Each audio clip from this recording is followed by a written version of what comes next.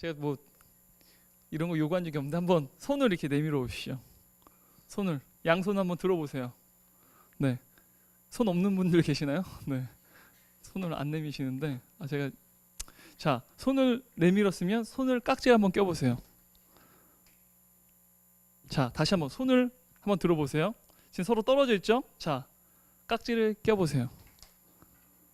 깍지를 끼니까 어떤가요, 여러분? 어때요? 좋아요? 좋아요? 전혀 새로운 경험이에요? 네. 내리시면 됩니다. 네, 내리시면 돼요. 여러분 이걸 기억하셔야 돼요. 네. 기억하세요. 다음 주까지 이걸 좀 기억하셨으면 좋겠어요. 자, 두 손을 내밀었는데 이 두 손을 깍지를 끼는 것. 자, 이전에는 두 개였죠. 별개의 두 개의 것이 깍지를 끼니까 어떻게 되나요? 하나가 되었죠. 그죠? 전에는 별개의 독립적인 존재들이 같이 깍지를 끼움으로써 하나가 된다는 것. 이게 성경적으로 성경이 말하는 하나됨의 모형입니다. 깍지를 끼는 것. 별개의 존재들이 같이 하나가 되는 것. 결합되는 것. 이것을 성경이 말하는 하나됨의 모형이라고 얘기하는데 공동체라는 책이 있습니다. 길버트 빌즈키언이라고 하는 학자가 있는데 이분이 위튼에 있을 때 이제 빌 하이베이스 목사님 이제는 은퇴하셨지만 세계적으로 굉장히 많은 또한 우리 한국 교회에 많은 영향을 준 교회가 윌로크릭 커뮤니티 처치인데 이 윌로크릭 커뮤니티 처치를 개척할 때 바로 그분의 스승이 바로 길버트 빌즈키언이었어요. 이분이 트리니티였던 것 같은데 그 교수님이 그에게 공동체가 무엇인지에 대해서 수업 시간에 알려줬는데 그 수업을 들었던 빌 하이베이스 목사님이 그 공동체에 대한 가르침을 듣고 나도 이러한 공동체를 만들어야겠다. 그래서 만들어온 교회가 윌로크릭 커뮤니티 처치예요. 많은 한국 교회와 또 많은 세계 교회에게 많은 영향을 줬는데요. 이 길버트 빌즈키언 교수님이 이 공동체, 바로 교회가 바로 공동체인데 이 공동체에 대한 정의 이렇게 얘기합니다. 교회의 본질적 정의는 하나님의 백성을 연합시키는 하나됨의 공동체이다. 교회의 본질적 정의는 하나님의 백성을 연합시키는 하나됨의 공동체이다 라고 정의를 합니다. 여러분 이걸 기억했으면 좋겠어요. 교회는 하나님의 백성을 연합시키는 하나됨의 공동체이다. 바로 그게 교회라는 거예요. 바로 우리라는 겁니다. 바로 우리가 이곳에서 함께 모여서 예배드리는 이유가 바로 우리는 교회이고 공동체인데 바로 하나님의 백성이 우리가 연합됨으로 하나님의 공동체를 이루는 것, 서로 별개의 존재가 깍지낌으로 결합됨으로 말미암아 하나됨을 이루는 것, 그게 바로 교회라는 거예요. 여러분 인간의 내면 안에는요 갈망이 존재합니다. 그 갈망이 뭐냐면 다른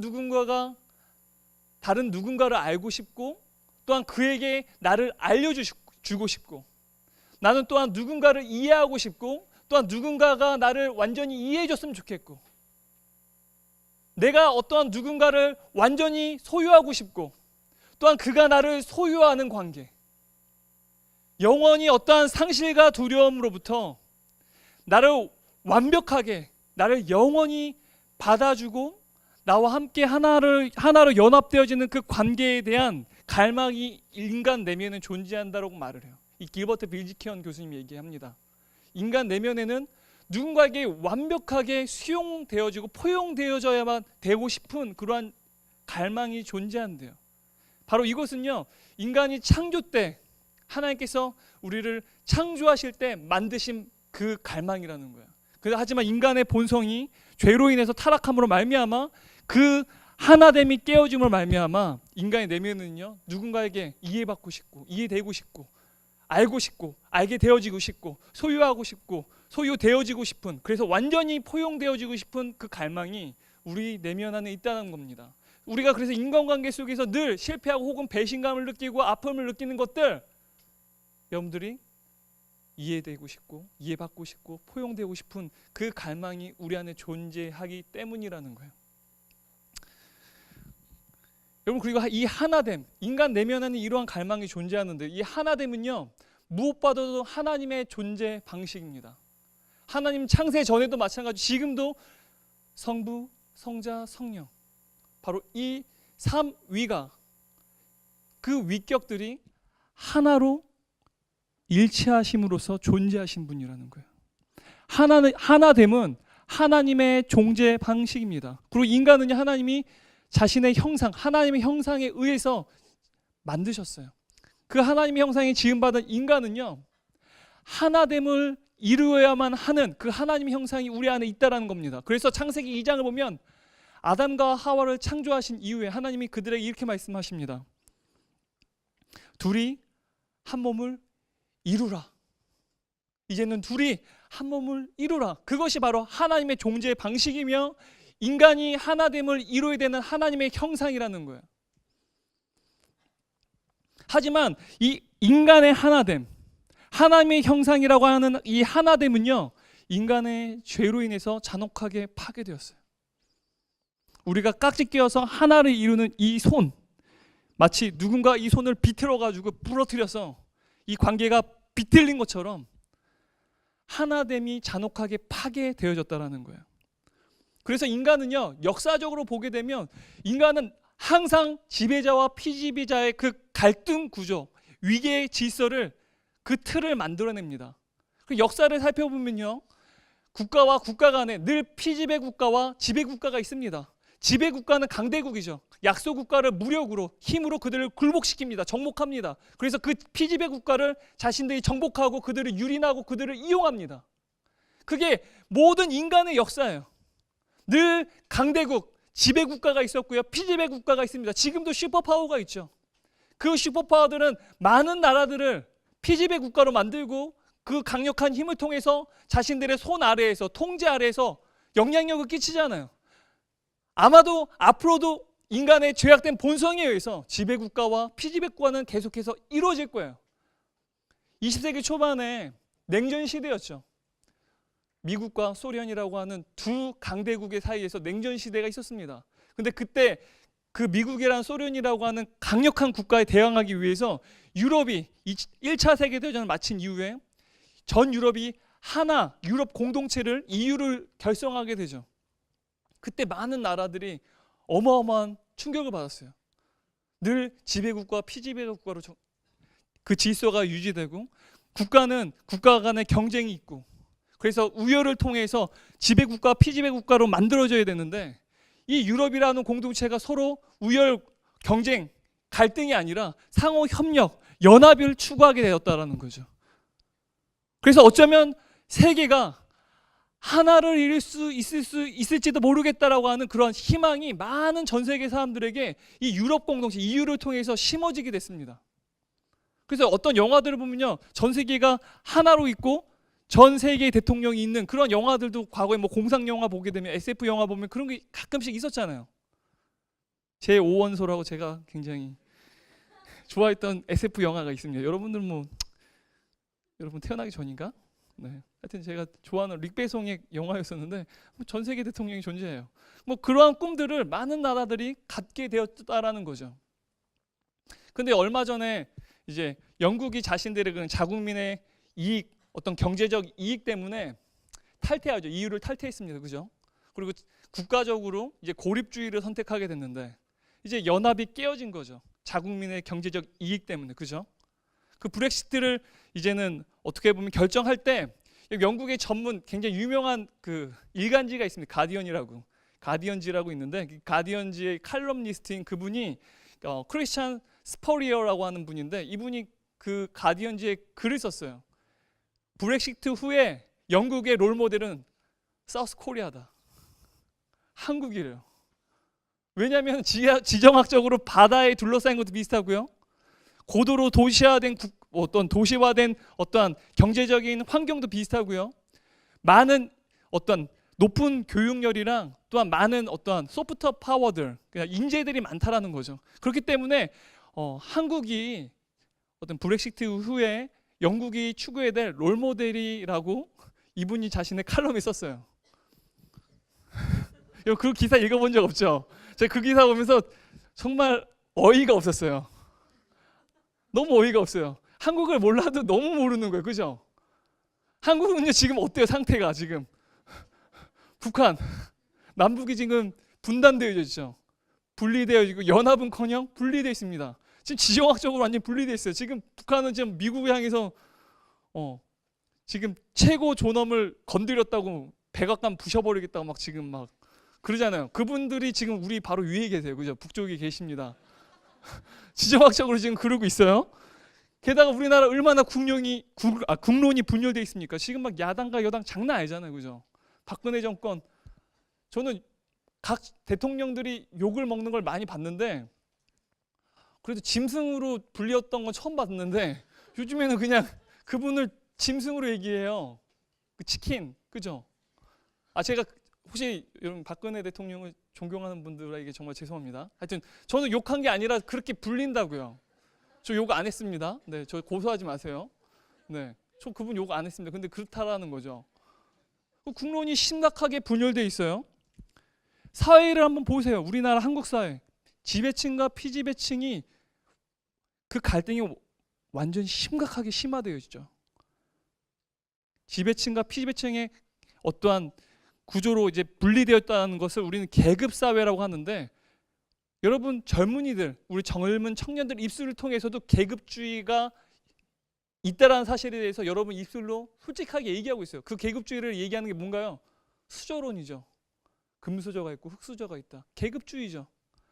경제적인 문제들, 사실은 이제 가진 사람들은 계속해서 더 많이 갖고 가지지 못한 사람은 더욱더 궁핍해지는 그런 경제적인 문제가 다양한, 어떻게 보면은 많은 불화, 갈등, 사회적인 문제들을 지금 만들어내고 있다는 거예요. 심지어 과거에는요, 그래도 가정이라든지 어떤 가족들은 그나마 안정적이었는데요, 이제는 가정과 가족도 이제는 불안정합니다. 갈등이 심화되어지고 이혼이 너무나도 비일비재한 일이 되어버렸어요. 뭐 올해도 보니까 제가 OECD 국가 가입 국가 중에서 한국이 뭐 이혼율 1위라고 해요. 또 어떤 분들은 이거는 이혼율 1위랑 말이 안 된다. 통계 계산 방법이 잘못돼서 그래서 뭐 좀 더 리버럴하고 좀 관대하게 좀 계산을 해도 우리는 OECD 국가 중에 9위입니다. 1위가 아니더라도 9위예요, 9위. 그래서 1위 아니면 9위인데 어쨌든 이혼율이 어마어마하게 한국 사회가 심각하다라는 거죠. 작은 단위인 가족조차도 분리와 갈등이 심화되어져서 연합이 이제는 이루어지지 않는다라는 거예요. 이러한 현실 속에서 우리가 떠오르는 질문이 한 가지 있습니다. 이런 불화와 불일치 속에서, 심화되어진 갈등 속에서, 그렇다고 한다면 교회가 소리내어야 될, 외쳐야 될 메시지는 무엇인가라는 거예요. 적어도 교회 밖에 있는 사람들, 교회 안에 있는 사람들은요, 다시 한번 말씀드릴게요. 적어도 교회 밖에 있는 사람들도 그렇고요, 교회 안에 있는 사람들도 그렇고, 교회는 적어도 하나됨을 이룰 수 있는 어떠한 잠재적인 능력을 가지고 있는 기관 내지 어떠한 조직이라고 생각을 해냅니다. 우리도 그렇게 생각을 하잖아요. 적어도 교회는 하나 되어야 된다. 서로 연합해야 된다. 연약한 지체들을, 성숙한 지체들이 포용해 줘야 된다. 그런 의식도 우리 안에 있잖아요. 근데 교회 밖에 있는 사람들도 적어도 교회만은 달라야 된다는 의식이 모두에게 있다라는 거예요. 여러분, 근데 사도 바울이 교회를 살펴볼 때 초대교회들이 겪었던 많은 문제들이, 공통적으로 겪었던 문제들이 어떤 거냐면 공동체의 갈등 문제였어요. 그 안에 분쟁이 있고요, 파가 나뉘어지고 편가르기가 이루어졌다는 거예요. 초대교회들이 겪었던 가장 큰 어려움 중에 하나가 분열이었습니다. 공동체의 분열이었어요. 아이러니죠. 교회는 그러면 안 되는데, 교회 밖에 사람들도 그렇고 교회 안에 있는 사람들도 그런데, 교회가 가장 처음에 시작되었던 초대교회, 교회의 원형이라 할 수 있는 프로토타입이죠. 그 당시에 초대교회도 공동체의 분열이 존재했다는 거예요. 그렇다고 한다면 앞으로 주님이 오시는 그날까지 교회가 겪어야 될 가장 큰 문제, 가장 큰 우리가 직면한 장애물은요, 불화입니다. 공동체가 깨어지는 것, 분리하는 것, 안에 분쟁이 이루어지고 편을 가르게 되는 것, 당론이 발생하는 것, 이런 모든 것들은 교회가 주님이 오시는 그날까지 겪을 거라는 거죠. 사도 바울이 보냈던 편지를 보면요, 고린도 교회, 갈라디아 교회, 에베소 교회가요, 심각한 갈등이 존재했습니다. 공동체가 깨어지고요, 분열이 일어났습니다. 심지어 오늘 우리가 읽는 빌립보서도요, 어쩌면 사도 바울이 그래도 가장 책망을 하지 않는 공동체예요. 그래도 제가 생각할 때 그래도 초대교회에서 가장 이상적인 교회라고 생각을 합니다. 가장 책망이 없습니다. 하지만 사도 바울이 이 빌립보 4장까지 쓴 각 장들을 잘 살펴보면요, 사도 바울이 빌립보 성도들을 향해서 그래도 염려하면서 그들에게 교훈을 주는 것들은요, 공동체 내의 불화입니다. 공동체의 갈등이에요. 공동체 내의 편가르기라는 거예요. 바로 이 공동체를 깨게 하는 그런 하나됨을 깨어버리는 원인들이 있는데요, 3절 말씀을 보면 그 원인들이 등장을 합니다. 한번 같이 읽어보도록 할까요? 읽겠습니다. 아무 일에든지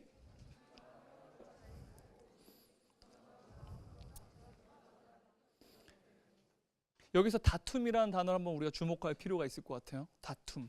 이 다툼이라는 단어를 원래 원어를 보면 인간 본성, 그러니까 저급한 본성이라고 합니다. 이 다툼은 인간의 저급한 본성인데, 저급한 인간의 본성에 의해서 발생하는 편가르기를 다툼이라고 해요. 다툼. 이렇게 싸우는 거죠. 근데 편가르기라는 거죠. 이 편이냐 저 편이냐. 여러분, 한국 사회에 나타나는 두드러진 특징이 뭔가요? 일본 일제가 식민사관을 한국에게 가르칠 때에도 우리나라는 편가르기, 그죠? 붕당 정치를 되게 나쁘고 저급한 민족주의, 굉장히 어떠한 약점이라고 가르쳤어요. 사실 근데 그렇지 않거든요. 때로는 당론이 다양한 건 또 좋은 점이기도 하지만, 문제는 이 편가르기가 너무 심각해서 이 편가르기에 의해서 모든 조직사회가 이끌어지게 된다고 한다면 굉장히 문제가 발생하겠죠. 한국 사회에 어떻게 보면 나타나는 굉장히 두드러진 특징 중에 하나가 편가르기죠. 편가르기. 그죠? 우리 민족이 갖고 있는, 한국이 갖고 있는 민족의 어떠한, 민족이 당면한 과제가 뭔가요? 지역 갈등, 지역 갈등. 모든 위정자들, 정치인들 혹은 대통령이 이제 선거 때 공약 중에 하나가 지역 갈등 해소예요. 노무현 대통령도 그랬고 이명박 대통령도 그랬고요. 박근혜 대통령도 그랬어요. 이 지역 갈등, 뭐 경제적인 문제든 어떠한 발전이든 무언가를 통해서 이 지역 갈등을 회복시키겠다라고 하는데, 여러분, 지역 갈등이 회복되나요? 우리 한국 사회가 갖고 있는 굉장히 심각한 갈등 문제죠. 해결해야 될 문제입니다. 과제이죠. 그리고 한국 사회 내에 있는 지금 계급의식, 그죠? 가진 사람들은 더 많이 갖게 되고 적게 가진 사람은 더 피해를 보고, 심지어 이러한 경제적인 어떠한 갈등 때문에 다양한 갈등들이 발생하죠. 가진 사람들은 더, 자녀들이 더 많은 교육적 혜택을 받고요, 또 더 좋은 일자리를 얻게 되고요. 지금 이 경제적인 문제 때문에 계급 사회가 돼버렸어요. 그래서 이 계급 사회에 의해서 바로 돈이라고 하는 물질 때문에요, 지금 다음 세대에 이르기까지 다양한 어떠한 불평등이 지금 실제로 우리 사회 가운데 일어나고 있다는 거죠. 갈등이 심화되고 있어요. 우리 사회에 굉장히 심각한 문제점들이죠. 여러분, 실제로 있는 일이에요. 제가 들었는데, 분당에 초등학교에 요즘에 그런 말을 많이 하는데, 아이들이 휴거, 초등학생들이 휴거라는 말을 여러분, 이거 거짓말 아니에요. 진짜 실제로 아는 사람도 있을지 모르겠는데 휴거라는 단어를 많이 사용한대요. 휴거가 무슨 말인가요? 신학적 용어 아닌가요? 그죠? 주님이 오시면 이제 하나님의 자녀들, 구원받은 사람들은 공중에 들림받는 게 휴거잖아요. 근데 그런 의미가 아니에요. 초등학생이 말하는 휴거는요, 휴먼시아 거지래요. 휴먼시아 거지. 그걸 휴거라고 한대요. 그러니까 분당에 보면 좋은 아파트 단지가 있잖아요. 초등학교에, 그죠? 아파트에서 자기네 아파트들은 그 본인 자가주택인 거죠. 어머니 아버지가 자기 돈으로 산 집이 있고, 이제 휴먼시아는 NH에서 만든 아파트잖아요. 돈이 없어서 임대 아파트에 사는데, 임대 아파트로 들어가는 아이들을 향해서 휴거. 여러분, 이게 고등학생이 아니에요. 초등학생들이 지금 분당에서 실제로 임대 아파트에 사는 자녀들에게 휴거라고 부른다는 거예요. 휴먼시아 거지. 여러분, 있을 수 있는 일입니까? 여러분, 근데 이런 문제가 오늘날만의 문제인 줄 아세요? 저 대학생 때도 있었어요. 강남에 실제로. 강남 지역에서도 초등학교, 제 대학생 때예요. 제 대학생 때. 몇 년 전이죠. 몇 년 전. 몇 년 전인데, 그때 강남에 있는, 제가 그 아파트 이름도 될 수 있어요. 진짜 실제로 있기 때문에. 거기 아파트 단지 보면요, 몇 동 몇 동은요 40평, 50평대 아파트고 몇 동 몇 동 20평대 아파트예요. 그걸 그 아파트 단지 사는 친구들은 다 압니다. 아이들은 알아요. 그 학교, 그러니까 아파트 단지가 크면 그 단지 안에 초등학교가 있잖아요, 그죠? 보통 그 초등학교 단지에는 아이들이 너 몇 동 살아, 몇 동 살아? 지금 거지. 제 대학 다닐 때 강남에서 일어난 일이에요. 근데 여러분 지금 실제로 일어나고 있다는 거, 이게 계급 사회가 지금 몇 년 전부터 계속해서 지금 굉장히 심각하게, 제 대학생 때부터 이 문제가 굉장히 사실은 우리 사회에 여러분이 관심 갖지 않아서 그렇지 지금 다음 세대에게 지금 깊이 심겨져 있다는 거죠. 여러분 사회의 이러한 갈등들, 분쟁들, 분리, 이러한 문제들이 지금 우리의 심각한 현실입니다. 근데 안타깝지만 여러분 교회는 어떤가요? 교회는 이러한 갈등, 분쟁, 편가르기, 분리, 깨어짐, 이러한 문제들로부터 자유한가요? 다양한 이유를 통해서, 다양한 원인들 때문에 편가르기가 이루어지기도 하고요, 분쟁이 일어나기도, 갈등이 일어나기도 하고요, 분리가 일어나기도 합니다. 대부분의 교회들이 이러한 것들을 겪고 있어요. 근데 여러분 이 문제는요 오늘날의 교회만이 아니라요, 초대교회도 그랬다라는 거예요. 사도 바울이 쓴 편지들을 보면요, 각 교회에 보낸 편지들 보면요, 모든 공동체의 대부분 불화가 일어났고 갈등이 일어났고 편가르기가 일어났다라는 거예요. 여러분 사도 바울이요 2차 선교여행, 전도여행 때요 고린도라고 하는 도시에 1년 6개월 동안 그들과 함께 지내면서 그들을 말씀으로 양육하고 훈련시켰어요. 그 고린도 교회에서 당파 문제, 편가르기 문제가 발생한 거예요. 사도 바울이 고린도 교회에 편지를 썼었습니다. 그들을 보기 전에는 그의 편지를 보면서 어떻게 이러한 글을 쓸 수 있을까? 이 사람 아마 위대한 설교가일 거다라고 생각했던 것 같아요.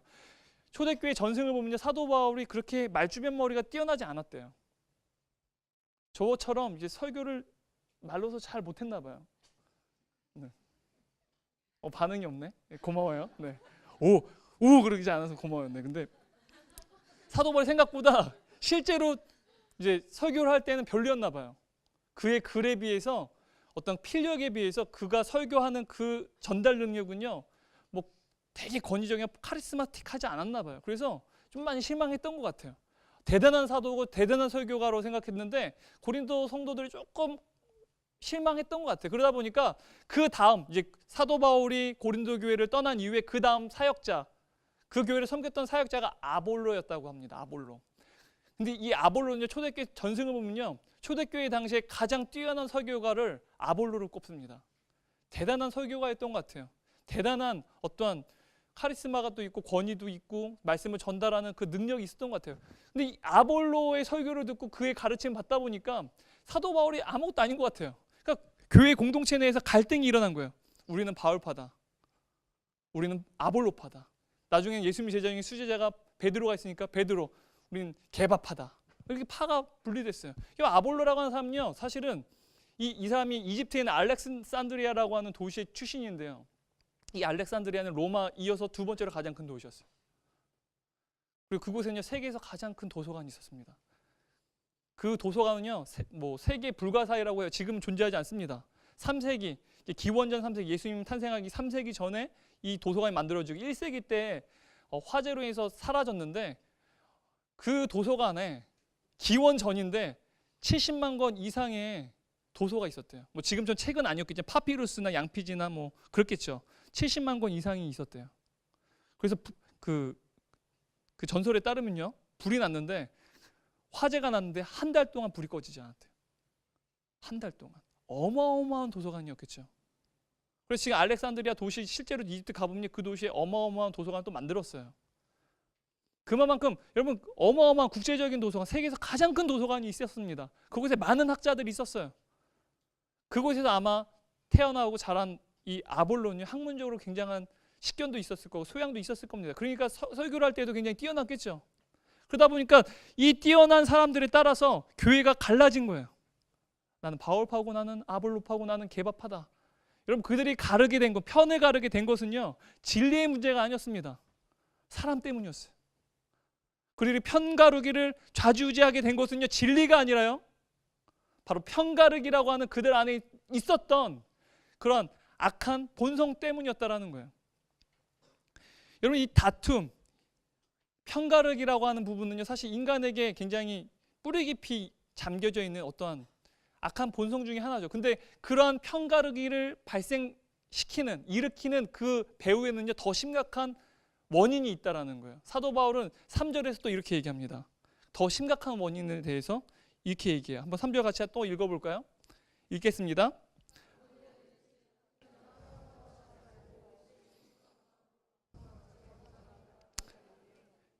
여기서 우리가 좀 주목해야 될 단어가 허영입니다. 허영. 이 허영이란 단어는요, 헬라어 원어로 보게 되면은 이 허영, 교만과 동의어예요.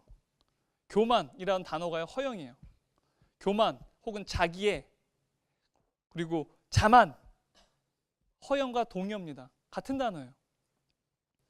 근데 성경에 따르면요, 이것이 공동체 혹은 인간관계 속에서의 불일치, 불화가 일어나는 어떠한 궁극적인 원인이라고 얘기를 해요. 이 교만, 허영이요, 모든 갈등, 모든 분쟁, 편가를 일으키는 원인, 궁극적인 원천이라고 얘기한다라는 거예요. 이 정신과 의사 중에 이제 기독교 상담가인데요, 이제 스카펙 박사가 있습니다. 그분이 쓴 책을 보면요, 거짓의 사람들이라는 책이 있어요. 이 거짓 사람들의 책을 보면요, 이분이 자기의 교만, 자기를 사랑하는 거예요. 자기애나 교만은요, 심리학 용어로요, 전문적인 심리학 용어로 나르시시즘이라고 얘기한대요. 자기의 교만을요, 심리학적 용어로 나르시시즘. 여러분, 나르시시스 알죠? 그리스 신화에 나오는, 자기 얼굴 너무 잘생겼어 그래가지고 연못에 빠져 죽은 사람, 그 사람 이름이 나르시스인데, 자기애죠, 교만이죠. 이 나르시시즘을 어떻게 보면은 교만이라고 하는데, 사탄의 심리적 핵심이요, 이 스카펙 박사님은요, 나르시시즘이래요. 사탄의 심리적 핵심이 바로 나르시시즘, 자기애, 교만이라는 거예요. 이 악성 나르시시즘의 그 본질은요, 불순종하는 자기 의지래요. 결코 순종하지 않는 자기의 자기 의지, 그게 교만, 나르시시즘이라는 거죠. 그러면 사탄은 어떤 사람인가요? 어떤 존재인가요? 사람이 아니죠, 존재죠. 그는 하나님이 되고 싶어 했잖아요. 신의 자리에 도달하기를 원했잖아요. 그게 사탄이잖아요. 그게 교만이라는 거죠. 사탄의 어떠한 핵심적인 심리적인 부분들이 사실은 교만이라는 거예요. 그래서 이 사탄의 그러한 죄악된 그러한 본성들이 드러나는 사건이 바로 예수님의 어떠한 광야에서의 시험 사건이죠. 예수님이 공생의 시작을 하시면서 이제 세례 요한에게 세례를 받고 이제 광야로 나가시잖아요. 그 광야에서 40일 동안 금식을 하시면서 그 광야에 계시는데, 그때 사탄이 예수님을 놓치지 않고 그를 끈질기게 시험하죠. 그때 시험했던 것들이 세 가지가 있는데 어떤 건가요? 금식하고 계시기 때문에 돌을 빵으로 만들어라. 그리고 거룩한 성에 예수님을 데리고 가서 그 높은 곳에서 뛰어내려라. 그럼 천사들이 널 받을 거 아니냐, 뛰어내려라. 그리고 높은 산에 예수님을 데리고 가서 천하 어떤 만국을 다 보여주면서 나에게 절하기만, 이 모든 영광들, 이 모든 것들 내게 주겠다라고 예수님을 시험하죠. 근데 이 사탄의 시험의 공통점은요, 내가 너보다 더 우월하다는 거예요. 그렇기 때문에 넌 나한테 굴복하라라는 거죠. 예수님보다 내가 더욱더 우월한 존재이기 때문에 너는 나에게 굴복해라, 나에게 종속되라. 그게 사탄의 요구였죠. 인간은요, 창조 때 하나님의 형상으로 지음받고 하나님과 연합하는 관계였죠. 하나님의 형상을 지음받았기 때문에 우리는 아담과 하와가 함께 또한 연합하는 관계였습니다. 근데 그때 우리가 하나님과 연합이 깨지게 된 이유가 타락 때문인데, 죄 때문인데, 그 죄가 뭔가요? 신이 되기를 원했죠. 인간은 신의 자리를 탐했습니다. 바로 그 죄 때문에, 바로 그걸 교만이라고 얘기합니다. 성경은 그것을 교만, 허영이라고 말하는데요, 그 죄 때문에 결국에는요, 인간은 타락을 하게 되고 바로 하나님과의 관계가 깨어지게 되죠. 파괴되어 버립니다. 그 이후에 하나님 관계가 파괴된 이후에는 하나님의 형상들이 우리 안에서 다 모두 파괴되고 말아요. 남녀 간에, 인간 간에, 또한 공동체 안에, 인간이 있는 모든 곳에는요 하나됨이 파괴되어 버렸어요. 하지만 우리 안에는요 이 하나됨에 대한 갈망이 존재한다라는 거죠. 이 교만함을 인간 본성 깊이 가지고 있는 우리는요 누군가와 만나고 누군가와 함께 교제를 나누고 관계를 깊이 가질 때마다 갈등이 일어납니다. 이 갈등은요 내가 받아야 될 어떤 좋은 것들, 내가 누려야 할 권리들, 또 내가 누려야 될 자유들, 이 모든 것들을 내 자아가 중요하기 때문에 내 통제하에 두고 싶고, 그래서 내가 이 모든 것들을 누려야 된다는 거죠. 결국은요 내가 신이기 때문에 내가 신의 자리를 내가 차지해야 된다는 거예요. 그래서 자신이 신이 되기 위해서 충돌하는 거죠. 그래서 사람들은 어느 곳에 가든지 내 권리, 내가 누려야 할 것들, 또한 내가 소중하게 생각하는 것들을 침해받으면 충돌합니다. 그것에 대해서 내가 만약에 내 손아귀에서 빼앗김을 당하게 된다면 내 권리를 박탈시킨 그 사람을 향해서 굉장히 분노하죠. 그리고 그것을 다시 차지하기 위해서 모든 수단과 방법을 강구해서 다시 찾기를 원한다는 거죠. 바로 신의 자리를 차지하기 위해서 사람들은요, 인간들은 관계 속에서 충돌을 일으킵니다. 그럼 이러한 모든 갈등들, 우리 안에 있는 문제들, 바로 이게 바로 교만 때문이라는 거예요. 근데 이 교만에 대해서 우리가 해결하기 위해서는 사도 바울은 이렇게 얘기를 해요. 3절 말씀인데 다시 한번 읽도록 하겠습니다. 아무 일에든지 다툼이나 허영으로 하지 말고 오직 겸손한 마음으로 각각 자기보다 남을 낮게 여기고, 낮게가 아니죠, 높게 여긴다는 거죠. 더 높게, 더 존귀하게 여긴다는 거예요. 겸손한 마음으로 각각 다른 사람들을 더 낮게 여기라는 거죠. 사도 바울은요, 우리가 다툼이 있고요, 편가르기가 있고, 우리 안에 교만이 있습니다. 악한 본성이죠. 근데 이 모든 것들로부터 우리가 그럼에도 불구하고 깨어지고 분리되는 것이 아니라, 파괴되는 것이 아니라 하나됨을 이루기 위해서는 너희는 각각 모두가 겸손한 마음을 가지고 서로를 더 낮게 여기라라는 거죠. 여기서 말하는 겸손이라는 단어는 헬라어로요, 낮은 곳을 의미합니다. 낮은 곳. 겸손이란 말은요, 이 사람은 겸손이란 말은요, 낮은 곳에 있다라는 뜻이에요. 목사님은 겸손해. 낮은 곳에 있다라는 거죠. 이 겸손한 마음을 품으라는 말은요, 낮은 자리에 자신의 마음을 두는 거예요. 자신의 마음을 낮은 자리에 두면요, 우리는요 그곳에서 그 낮은 자리에 계신 예수 그리스도를 만나게 됩니다. 겸손한 마음을 여러분 품잖아요. 여러분 마음은 낮은 자리에 있기 때문에 그 낮은 자리에 이미 계신 예수 그리스도를 만난다는 거죠.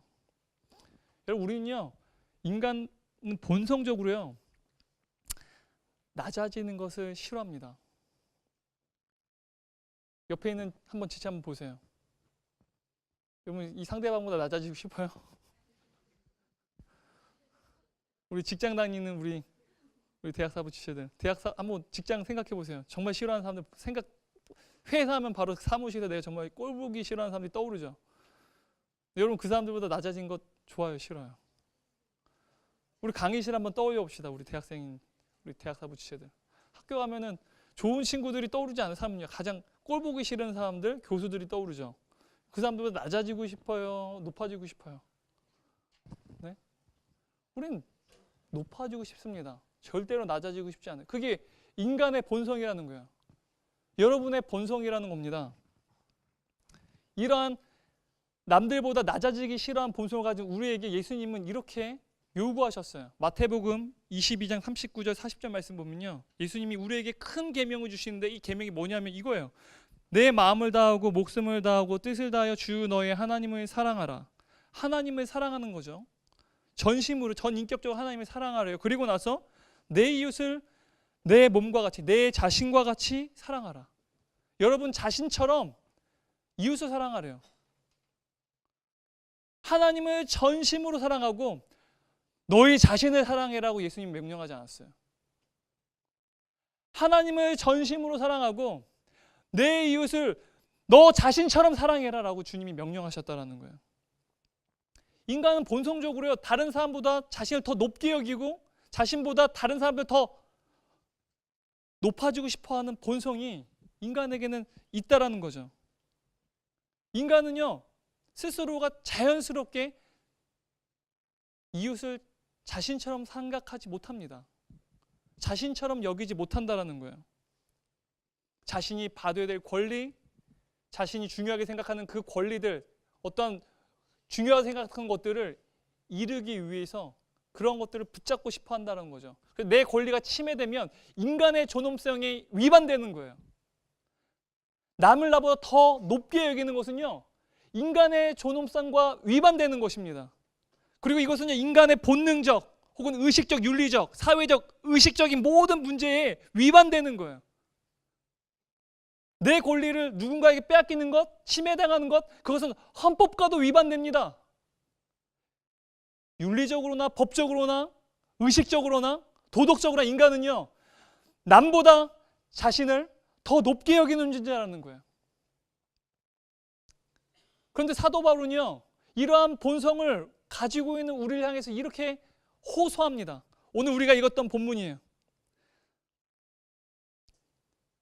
나는 그리스도께 받은 그 사랑의 영을 가지고 여러분에게 권면하고 위로하며 호소합니다. 여러분 안에 예수 그리스도의 그 사랑의 영이 여러분 안에 있다고 한다면 여러분보다 다른 사람들 더 높게 생각하십시오. 그들을 더 높은 존재로 생각하고 그들을 포용하십시오. 그리고 여러분 안에 하나님의 그 생명이 여러분 안에 있다고 한다면 그렇게 살아가십시오. 그걸 삶으로 증명하십시오. 바로 그것이 그리스도인입니다.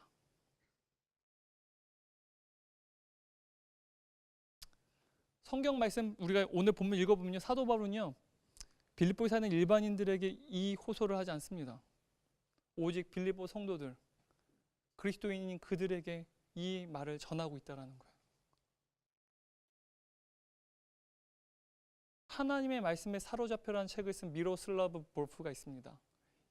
이분이요, 기독교 생활 방식을 추구하다 보면 크리스찬은요, 소외 현상을 겪을 수밖에 없대요.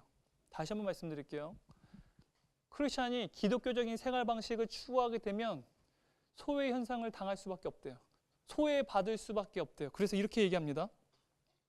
그들이 그리스도인이 되었을 때 새로운 방식으로 사회 환경에서 소외되어졌다. 그들이 그리스도인이 되었을 때, 초대교인들입니다. 그들이 그리스도인이 되었을 때 새로운 방식으로 인해 사회 환경에서 소외되어졌다.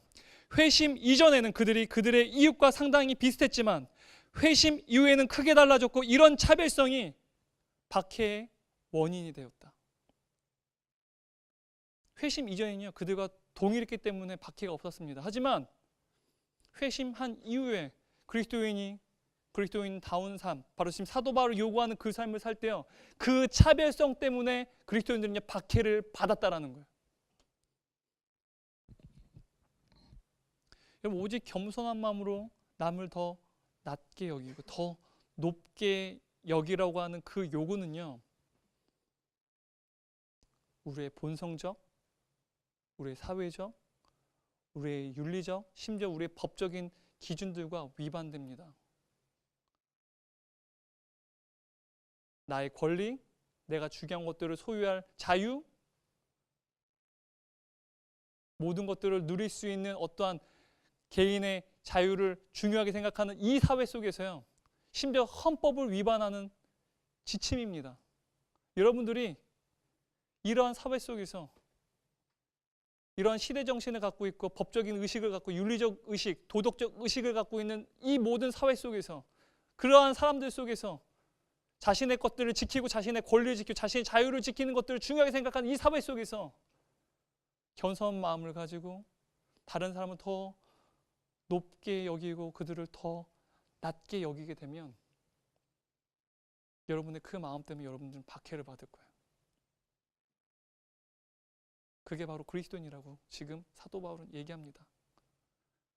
그럼에도 불구하고 우리가 박해를 받음에도 불구하고 끊임없이 오늘 사도 바울이 하나됨을 이루기 위해서 너희는 겸손한 마음을 품으라. 다른 사람들보다 여러분 각자를 더 낮게 여기고 그들을 더 높게 여기십시오. 라고 하는 그 요구의 삶을 살기 위해서는 이 마음이 필요하다고 사도 바울은 이야기합니다. 5절 말씀입니다. 한번 같이 읽어볼까요? 천천히 읽어볼게요. 읽겠습니다. 너희 안에 이 마음을 품으라. 곧 그리스도 예수의 마음이니. 다시 한번 읽겠습니다. 너희 안에 이 마음을 품으라. 곧 그리스도 예수의 마음이니. 우리 다음 주에 또 이 말씀을 더 깊이 다루겠지만요, 하나님이신 그분이 독생자 바로 예수 그리스도 그분이신 하나님이신 그분이 인간의 몸을 입고 이 땅에 오셨죠. 창조주이신 그분이 피조물이 되셨습니다. 낮은 자리에 임하신 거죠. 많은 사람들이 자신을 높게 여겼습니다. 창조주이신 그분이 하나님이신 그분이 낮아지셨어요. 낮아지고 낮아지셔서 그 낮아진 자리가 결국은 십자가까지 나아가셨습니다. 그때 사람들이 창조주이신 그 하나님 향해서 행했던 것은 박해였습니다. 핍박이었습니다. 십자가의 죽음이었다라는 거예요. 바로 그 예수의 마음을 우리가 품어야 된다라는 거예요. 겸손한 마음은 낮아지는 겁니다. 우리 공동체 내에서 여러분들 서로에게 내가 낮은 사람이다라는 마음을 가지고 여러분이 더 낮은 곳, 더 낮은 자리로 나아가고 상대방을 더 높게 여길 때 여러분 그 낮은 자리, 그 낮은 마음에서 여러분은 그리스도를 만납니다. 그리고 그 그리스도를 만날 때 우리는 그분을 닮아가게 됩니다. 그것이 바로 교회, 성도들의 공동체, 하나님의 백성이 연합되어지는 하나님의 공동체를 이루는 방법이에요. 저는 우리가 그렇게 됐으면 좋겠어요. 이 공동체 내에서나 가정에서나 사회에서나 그 예수의 마음을 품는 그 사람들이 다른 누군가가 아니라 바로 여러분이었으면 좋겠어요. 그리고 저였으면 좋겠습니다. 기도하겠습니다. 하나님 아버지 감사합니다.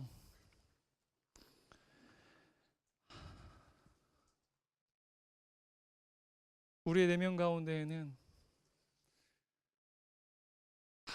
하나됨에 대한 갈망이 있습니다. 이 하나됨은 하나님의 존재 방식이며 또한 하나님의 형상으로 지음받은 우리 내면 가운데 있는 향수이자 그리움입니다. 하지만 우리의 내면을 살펴볼 때 우리는 다툼이 있고 우리 안에는 교만이 존재합니다. 인간의 이러한 죄악된 본성에 의해서 인간이 자리하는 모든 곳마다 편가르기와 갈등과 불화와 분리와 지배와 피지배와 계급사회 모든 이러한 악한 문제들이 인간이 있는 곳마다 존재합니다. 그럼에도 불구하고 교회 밖의 사람들이나 교회 내 사람들이나 적어도 교회만은 그 하나됨을 이루는 그 가능성이 바로 교회 안에 있다고 생각합니다. 그들 내면 안에 있는 영적인 향수에 의해서 가져지는 그 모든 요구들이 하나님 이곳에 주의 말씀을 듣고 겸손한 마음을 가지고 낮은 자리로 나아가기를 원하고 성령님께 도움을 청하는 이들을 통하여서 이 시대적인 요구가 이들을 통해서 응답되어질 수 있게 도와주옵소서. 이들의 삶의 모든 곳곳마다 갈등이 아니라 교만이 아니라 편가르기가 아니라 늘 예수 그리스도의 마음을 품고 남보다 더 낮은 자리에 나아가고 그들 더 높게 여김으로 말미암아 때로는 핍박을 당하고 박해를 받을지라도 세상과 다른 차별 의식 때문에 이들이 곤란을 당할지라도 끝까지 포기하지 않고 예수 그리스도의 마음을 품고 낮아질 때 이미 그곳에 계신 예수 그리스도를 만남으로 말미암아 위로를 받게 도와주시고 격려를 받게 도와주시고 또한 힘을 공급받게 해주셔서 날마다의 삶 가운데 그 자리에서 계신 주님을 더욱더 닮아가는 주님의 제자들 될 수 있도록 도와주옵소서. 감사합니다. 이 모든 말씀 예수님의 이름으로 기도했습니다. 아멘.